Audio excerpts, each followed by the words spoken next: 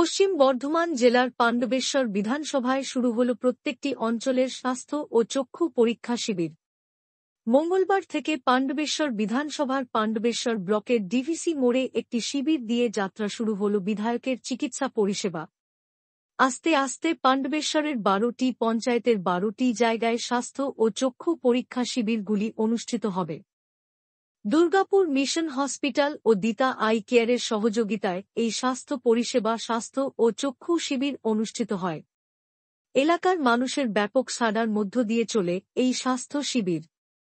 এদিন সকাল থেকেই চিকিৎসার সুবিধা নিয়ে ভিড় উপচে পড়ে স্বাস্থ্য ও চক্ষু পরীক্ষা শিবিরে। ডাক্তার দেখানোর পাশাপাশি চলে বিভিন্ন স্বাস্থ্য পরীক্ষা। দুর্গাপুরের মিশন হসপিটালের বিশেষজ্ঞ ডাক্তারদের সহযোগিতায় এই ক্যাম্পটি পরিচালিত হয়। এই স্বাস্থ্য পরিষেবা সম্পর্কে বিধায়ক নরেন্দ্রনাথ চক্রবর্তী বলেন, পাণ্ডবেশ্বর মানুষের প্রতি আমার অঙ্গীকার সুস্বাস্থ্য, সুচিকিৎসা। এদিন থেকে স্বাস্থ্য ও চক্ষু পরীক্ষা শিবির দিয়ে শুরু হল আমার অঙ্গীকার রক্ষা করার কাজ। ধীরে ধীরে পাণ্ডবেশ্বর বিধানসভার সব গ্রাম পঞ্চায়েতে সাধারণ মানুষের সুবিধার্থে স্বাস্থ্য পরীক্ষা ও চক্ষু পরীক্ষা শিবিরগুলি অনুষ্ঠিত হবে।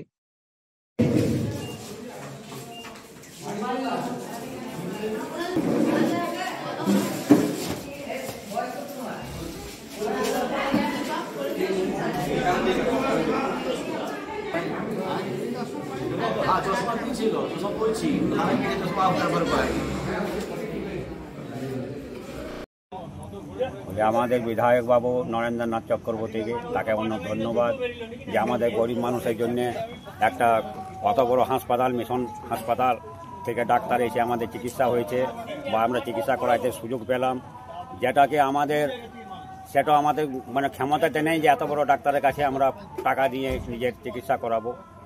যার জন্যে আমার খুব ভালো লাগলো যে আমাদের গরিব মানুষের জন্য কিছু করেছেন দাদা, আমাদের বিধায়ক বাবু, তাকে খুব ধন্যবাদ।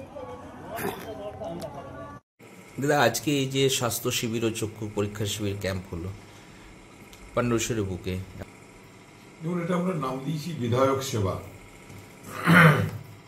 আমাদের 12টি অঞ্চলেই হেলথ ক্যাম্প এবং তার সঙ্গে চক্ষু পরীক্ষা শিবির আমরা করব। আজকে প্রথমে ছিল বৈদ্যনাথপুর অঞ্চলের মিলন ম্যারেজ হলে, প্রায় 800 থেকে 1000 লোক যারা এই ক্যাম্পে অংশগ্রহণ করেছিলেন এসছেন। এখানে এক্সরে হয়েছে, ইসিজি হয়েছে, ব্লাড টেস্ট হয়েছে এবং প্রায় বিভিন্ন সাবজেক্টের 25 জন ডাক্তার যারা ছিলেন। মিশন হসপিটাল এ ব্যাপারে আমাদেরকে সাহায্য করেছে এবং ডেভিটা আই কেয়ার তারা চোখের ব্যাপারটা দেখেছে। মানুষের মধ্যে খুব উদ্দীপনা ছিল, বিভিন্ন দূরের দূরের গ্রাম থেকে মানুষ ছুটে এসেছে।